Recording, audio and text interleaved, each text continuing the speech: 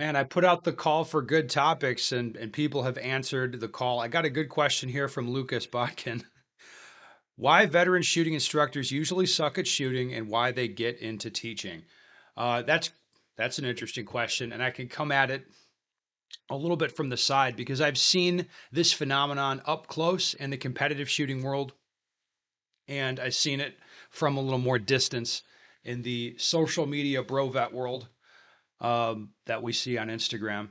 So as you guys probably are aware, maybe not, shooting instruction is a really good if you want like a good cash business where like in theory you can teach classes and make large amounts of money with what would appear to be minimal effort.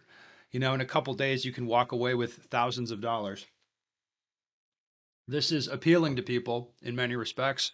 And also, people have this perception like, ooh, being a shooting instructor is cool, which it is kind of cool. I'll admit, it's kind of cool. So people look at it, like, it's kind of cool, and they think they can make a lot of money doing it.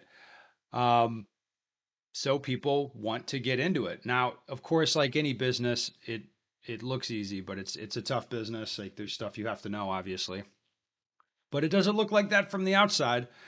So the phenomenon I've seen a lot is with competitive shooters. Now, in my opinion, to be successful shooting instructor, you need to know how to shoot for one thing, know how to teach for another thing. You have to be able to put up with the travel, which not everybody can. And then the social media game has to be on point so you can actually market and engage effectively with people. Like all of those things have to be happening.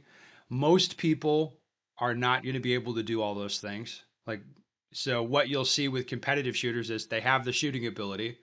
They are like, it appeals to them on some level to be a shooting instructor. And then you'll see them do like this year or 2 year thing where they're teaching all over the place for a year or two. And then they just kind of go away. Then they're just not teaching as much. Very, very few of us that start doing this are doing it 10 years later. Very, very few. Now, for the competitive shooters that I've seen, there's not a skill problem and there's not really a marketing problem.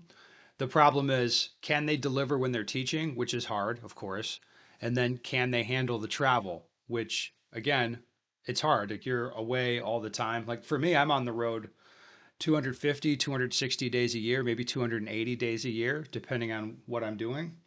Yeah, so you're going to be gone all the time, and that's not for everyone.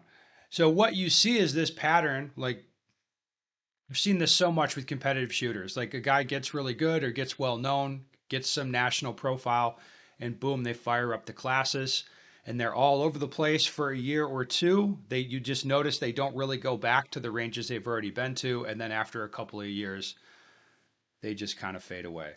And this is the same pattern that you see from a lot of the veterans. So like let's say that somebody is did some special operation-y thing or whatever. Like they have some job in the military that they did or maybe didn't do if they're one of those guys who lies about it, but like they have some job they did in the military that sounds cool, like a special operation-y thing. You're like, okay, cool. So that gets eyes on them, it gets attention, and then builds the social media hype train, and then they can stand up courses and start doing them that way. Now, it's the same pattern. It's like you'll see a year or two of classes really hot and heavy, and then things really, really slow down after that. So people can make fun of whoever of these guys, but it's like Ronin Tactics isn't out teaching a bunch of classes right now. That's not what's happening. Like there's other stuff happening that's how the money gets made.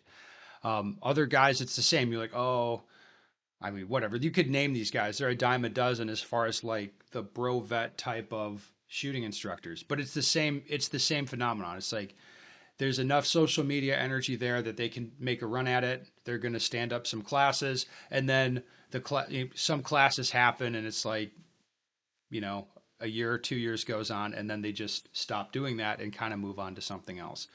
This is the way it's been as long as I've been doing this.